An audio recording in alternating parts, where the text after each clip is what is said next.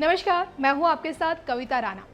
बुधवार को पीएम मोदी की अध्यक्षता में कैबिनेट की बैठक हुई और इस बैठक में ये फैसला लिया गया कि अब अंतरिक्ष का इस्तेमाल हर कोई कर सकेगा। ठीक वैसे ही जैसे अमेरिका में नासा के अलावा एलन मस्क की कंपनी स्पेस एक्स करती है, अब भारत में भी प्राइवेट सेक्टर की कंपनियां अंतरिक्ष में काम कर पाएंगी और इस संस्था को Indian National Space Promotion and Authorization Centre यानी कि इन स्पेस के रूप में जाना जाएगा।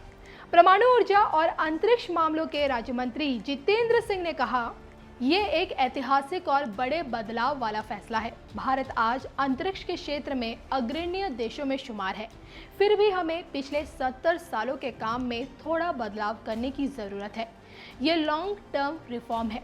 कुछ लोगों को इसके फायदे समझ नहीं आएंगे, लेकिन आने वाले सालों में इससे बहुत बड़ा फायदा होगा।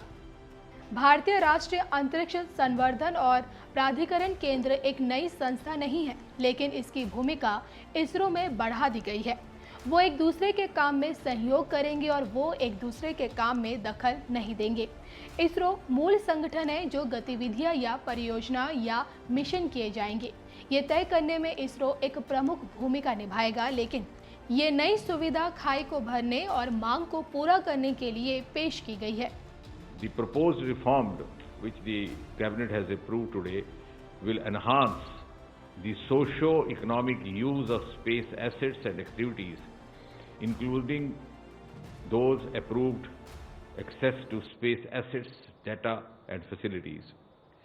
और एक नई संस्था का गठन किया गया है which will be known as Indian National Space Promotion and Authorization Center. I repeat, Indian National Space Promotion and Authorization. When abbreviated, it would read as IN-Space. And it will provide a level playing field for private companies, the private participants to use Indian infrastructure. And it will also guide the private industries in space activities through encouraging policies and a friendly, regulatory environment. This decision today will allow ISRO to focus more on research and development activities, while this in space will augment the Space Commission and additional members. इसके तहत कुछ भी एक technical और procedural भी इसकी follow up रहेगा.